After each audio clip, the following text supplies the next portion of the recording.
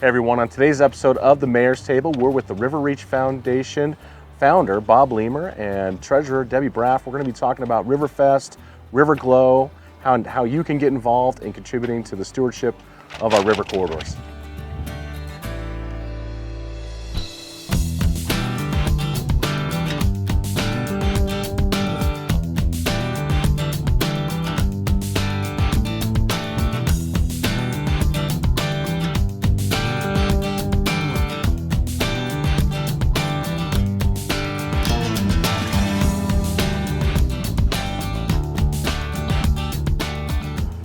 Hey everyone, Farmington Mayor Nate Duckett. Thank you for joining us today for this episode of the Mayor's Table. We're in one of the most beautiful parts of this city, and it's right on our brand new river trail that we've just completed. It's the Among the Waters Trail, and we're here at Lehmer's Lookout, which gives this just beautiful view of the bluffs. And with me are my special guests today, Bob Lehmer, Debbie Braff with the River Reach Foundation. Thank you for joining us. Thanks for having us. Yeah. Thank you. We were out here, 3 weeks ago, I think, when we dedicated this lookout to Bob for the work that he has done through the River Reach Foundation to promote this beautiful river corridor of ours, and we're continuing obviously to develop and bring bring new amenities to this important river trail system. So I'm thankful for you and for your leadership and for River Reach Foundation and just the vision that you all had in putting this group together, working with the city and finding those important donors who have contributed to this effort, which I want to kind of talk about as we talk here today, because I think it's important that we recognize the community members who have contributed land or dollars or whatever the case may be to this really important project for us. So again, thanks for being here. Yeah. Bob, how long have you been with, tell us, tell me about River Reach Foundation. Well, basically it started with Bob Hudson when he was Parks Director back in 1984, and he formed 5 different task force on the members of the Parks Commission at the time headed those, and I was fortunate to head the Riverine Task Force. All right. What we were trying to do is raise money to build some recreation facilities. And we got Pinion Hills Golf Course, we got soccer fields, we got the natatorium or the aquatic center, and many other projects, but Boys and Girls Club was built. It used to be on a Quonset hut back many years ago, maybe before you came. Probably was, yeah. Yeah, but in our Riverine Task Force, we had 12 members, and Bill Framuth, he was on that. He's an architect in this community, and he contacted the American Institute of Architects in Washington, D.C., and we were the 3rd in New Mexico. Central Avenue and Carlsbad were the first 2. We were the 3rd to have a thing called a RUDET study. Now, a RUDET it's an acronym, it means Regional Urban Design Assistance Team. And they brought out about 10 experts, lawyers, architects, landscape architects, land people, and they got the community together at the Civic Center and got about 500 people from our community to give input. And what came out of that was, you need to form a nonprofit foundation for developing the river trails, 9 miles that they identified. They came up with a conceptual plan. And so we did, in August of 1986, we formed the River Reach Foundation, and the gross receipts tax that Bob had pushed for the 5 projects passed unanimously. Well, it passed about 75%.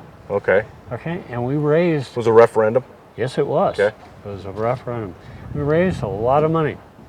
And 1.2 million of that money, I think it was close to $12 million altogether. We built the golf course, which was most expensive, and the natatorium or the aquatic center, and the Boys and Girls Club.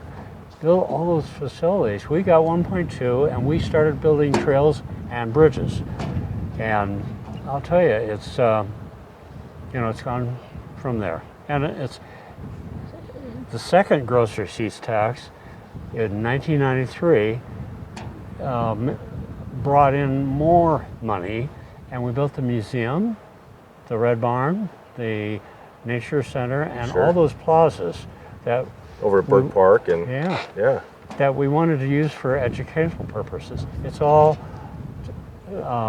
built around let's get kids and let's get adults out finding out, what this community is all about. So that was the impetus, and we got it passed. And now you've raised more money with your gross receipts tax for all these great things downtown and the pool. I wish the dollar went as far today as it did in 1986. Yes, I know.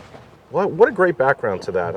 I had not heard that history before, so thank you for sharing that. And we got all kinds of land donated at that time, right after we became a nonprofit.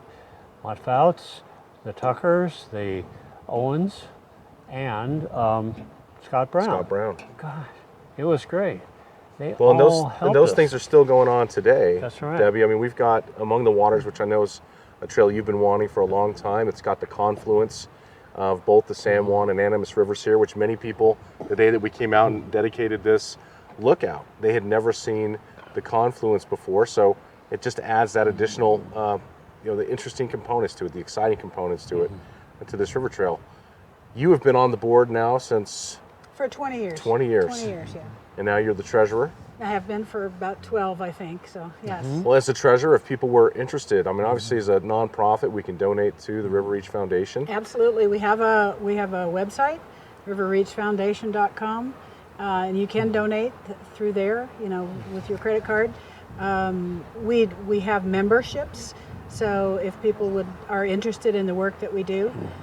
We do special projects, so like the River of Fountains in Berg Park there, the splash pad, I think a lot of the kids call it, but that was conceived by River Reach Foundation board members a long time ago, and led the fundraising in the community, and I think Bob said that's $350,000 that was raised in order to build that. And so there's, different, I'm looking down here at when you're talking about donations, I'm looking down here at Jerry Clayton's land, talking about somebody who, he donated access along the river in order to extend this trail. Kenny Kendrick, yeah. Kenny Kendrick, yes, I'm sorry. That's okay. That's all right. I'm looking at Kenny Kendrick's house and thinking how generous that was of him. And I know Dr. Bentley is my chiropractor, and he was like, I can't believe that they did that right next to their house. And I said, that's really generous. It's like the Owens and the Tuckers and the Foutses and Scott Brown, all these people that see the bigger picture of why it's important. And I want to go back to the river, the Among the Waters trail. It was just a casual conversation one time at a River Reach board meeting, and I was whining about the fact that I've never been able to see the confluence because behind the sewer plant and what was then the animal shelter, and there was no way to see it. I would drive by and I'd think, I wonder where the two meet. And our parks liaison at the time said, we own all that land. It belongs to the city. And that was the catalyst of starting, well, why don't we do a trail? And we went to BHP, we wrote a grant. The hospital, San Juan Regional Medical Center, had already put aside like $20,000 because they wanted to connect the hospital to the river somehow for their employees. Right. And that was how the original part of the trail came. And then the city came along with, I guess it would be like Ori money, and has done this extension. And I believe that the possibility is that we will be connected soon from the Bisti Bridge all the way to the Browning Bridge. That is our plan. And so I will say this, the Garcias also have contributed now to this project, and we're very grateful for that. Through their contribution now in the trail system, Among the Waters will go all the way to Animas Park, which we believe is about 8 miles of river trail, or at least right along the river's edge. So not to mention the miles that are, of course, are interweaved there with Berg and Animas and those different those other trail systems within that park. But what a huge win for this community, and just grateful for the people who see the opportunity to give, and they're making this happen for us. I mean, it's been awesome. But yeah, 8 miles now of continuous trail. We'll have that part. We haven't got to the part to tie it in yet, but it's coming. And then I'm sure we'll do another mayor's table out here, and we'll talk about that as well. So, what's Debbie, in your mind, just looking at, kind of talk about maybe what the mission is now of River Reach. If somebody was interested in getting involved with the organization, what are some things that they could do to help promote or help us conserve this important asset to this community? Well, that's a good question. Again, we have a website, and that will let you know what kind of things that we're doing. We have occasionally work days, and so it might be a river cleanup. I think coming up on May 14th, there's going to be a river cleanup before Riverfest. And part of it will be a floating cleanup. They'll actually have rafts to clean along the shore, and then we also want volunteers to come out and help clean up stuff along the trails. Our city parks department does a spectacular job of keeping the parks clean, but there's always something that you can pick up. And there are various. We're going to have in the future. We're not sure the date yet, because I guess the city is going to do a master plan. But that area there where the west of the nature center, where they did the fire mitigation and they removed the invasive species. Sure.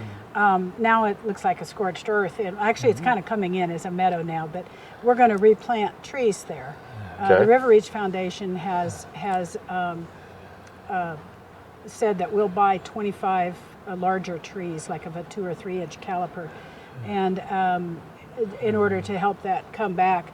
And we'll need, whenever the time comes, we'll need help, planting. We'll make it a service day. Sure. Yeah, and so we have a lot of high school kids, like through the Key Clubs and the honor societies and that get involved in things like that, and scout groups and that. But regular citizens. One of the things we did right before COVID, was a seed scattering in the area between between the pond and Browning Parkway. There's another area that was mitigated poorly, actually, maybe 10 or 12 years ago. And Donna Thatcher wanted to have like wildflowers and stuff there. Sure. So she had groups at the Nature Center create seed balls in mud. And then we had volunteers come out, and we just flung them around.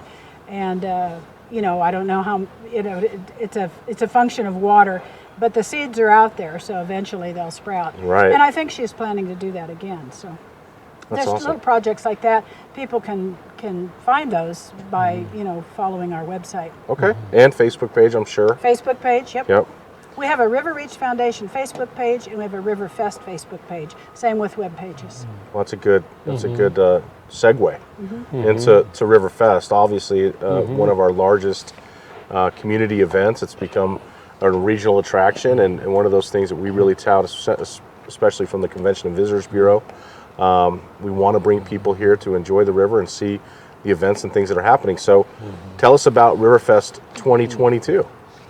Let me start by saying we were selected by the governor, or by New Mexico Tourism, as one of 13 events that were deserving of coming back after the 2 years of shutdown. They provided a grant, right? Yeah, it's called SERI, SERRI, and we're working with basically professional events organizers from Tennessee, Kentucky, Nashville.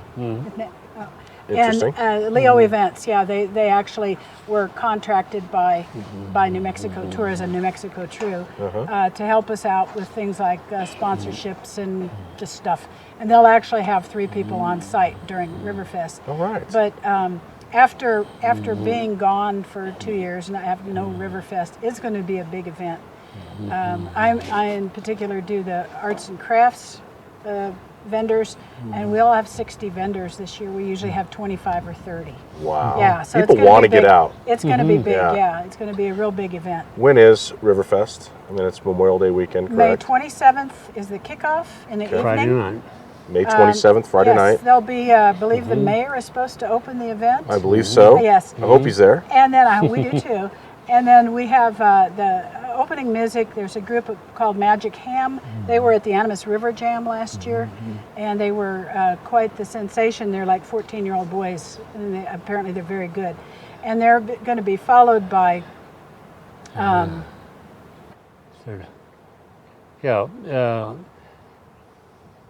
Here, I'll gone look it up on my little Tim Sullivan. Yeah, I'm That's sorry. her dad. I'm sorry. That's all right. I've seen Tim Sullivan at the My cheat sheet. I've seen Tim Sullivan at the Diamond Bell many times. He's really good. Yeah. But he's a very gifted musician. Comes from a very gifted musical family. He's generally sort of country western, but he sings all kinds of music, and he'll have his band there, and he'll be doing the opening concert. And he actually manages the boys in the Magic Ham, so it's kind of a. So are those is Magic Ham local? No, they're out of Durango, and Tim is out of Durango. Sure. Yeah, it's local enough. Yeah, I local guess. enough. Yeah. And then Saturday morning, May 28th, is when we kick off at 10 o'clock. And as in past years, I imagine there's going to be the river rafting competitions that have been growing, and I think the city of Farmington's going to have a team in it this year, so we'll compete in that. We're actually not doing a race. Not a race, It's not a race. just a float. It's not a float. It's a costume parade. So get your pirate outfits out. They did a river rally in 2019, which was actually a race, and they thought, well, that actually was kind of a flop. So they're doing a costume parade, and you can get with, say, Desert River Guides or through the college with one of their rafts or something.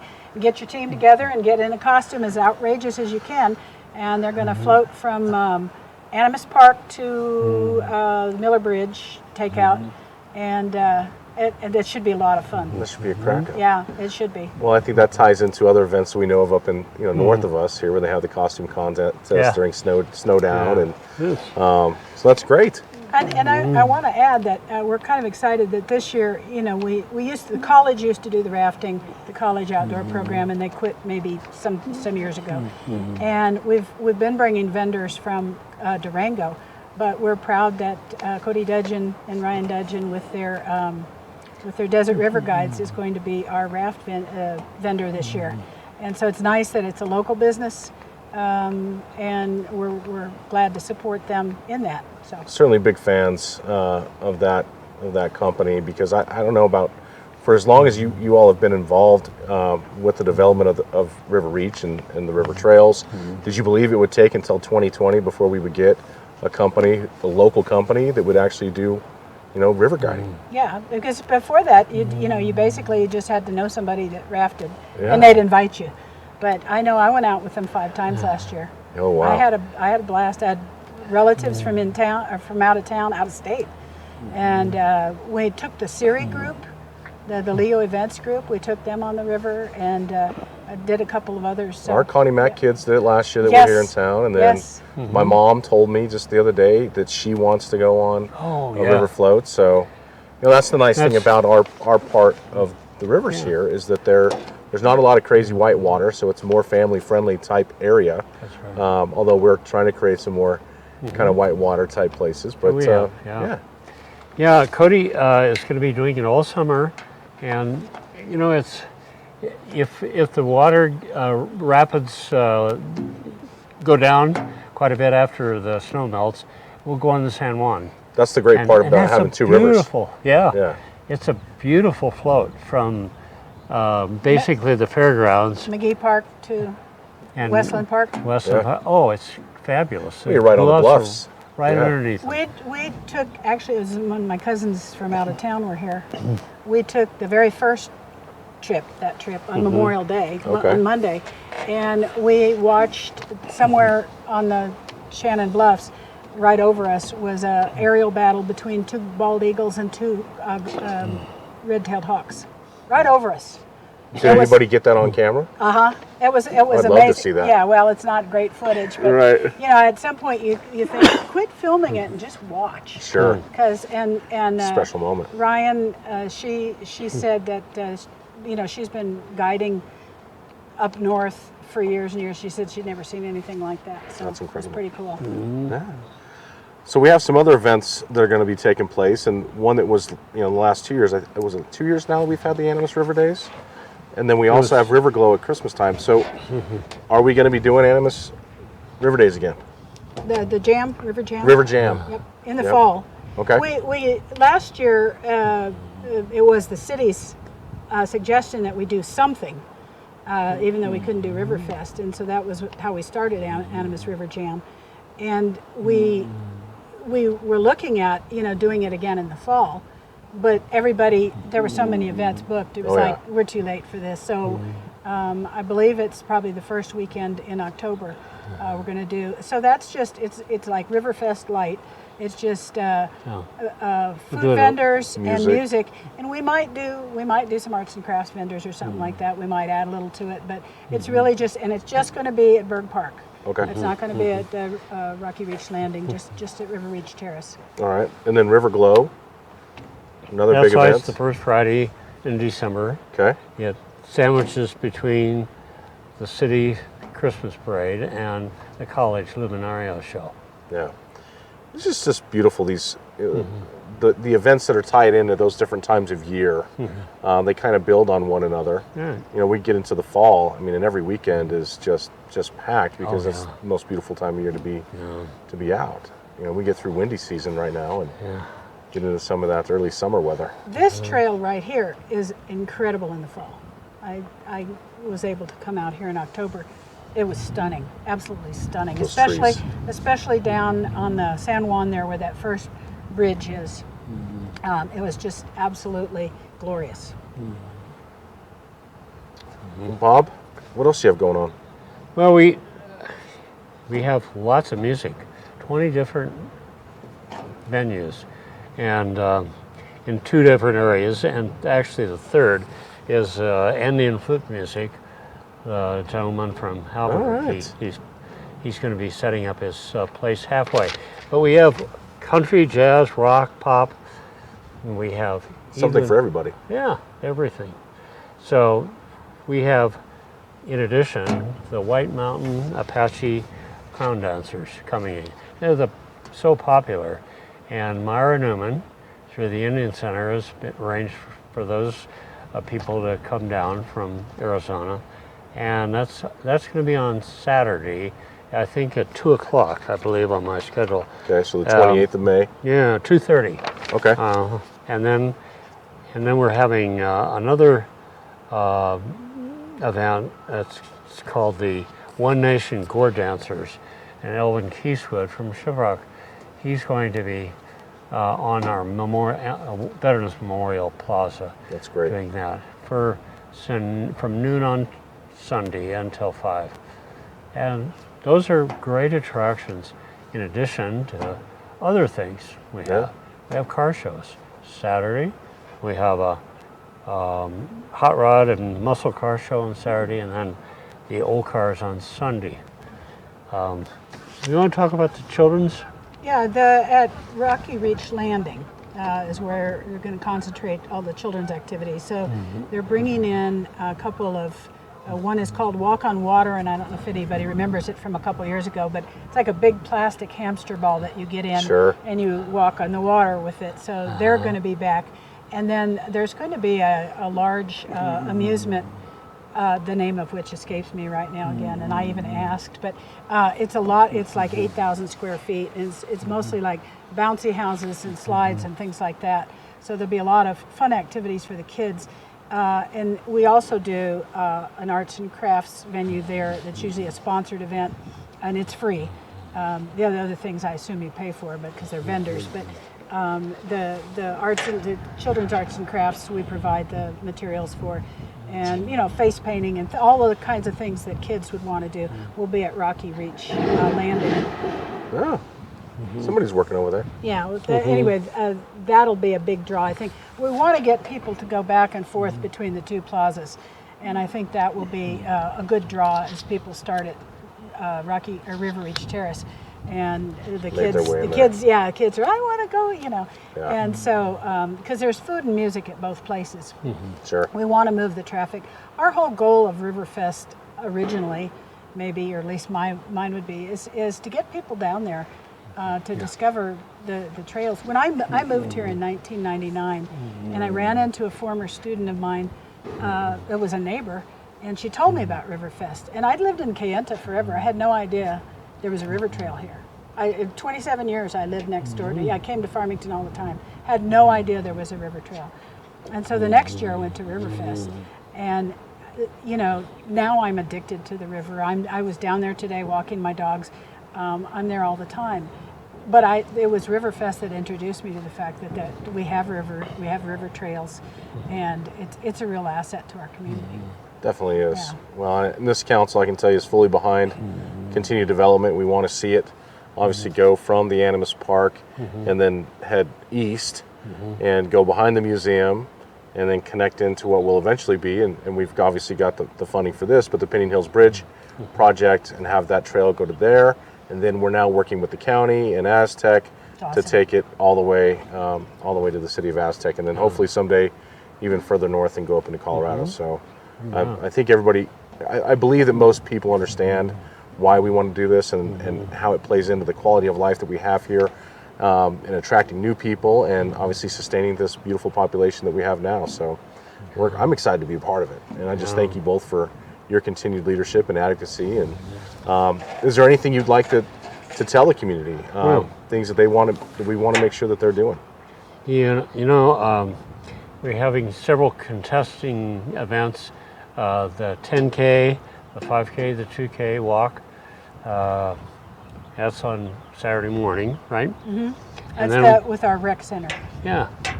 And disc golf is going to be back. That's a popular sport. It is a popular sport. I haven't played disc golf, but I don't know how many, but it's growing in popularity. Yeah, it has. We have some world-class courses here, so. That's right. Yeah. And then we're having a beer and wine garden again, Sure. Saturday and Sunday. And what else do we have? We have...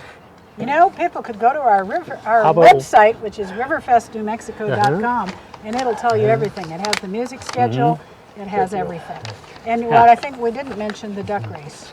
Or the Wiener Dog races. Or the Wiener Dog Race. You can do the duck race, I'll do the Wiener Dog Race. The Wiener Dog Race, which has been going for some time now, is first thing. It's at 11 o'clock on Saturday, and a lot of times people don't come to the park until 1, and they're like, where's the Wiener Dog Race? So if people want to see that Wiener Dog Race, they need to come on down to the park.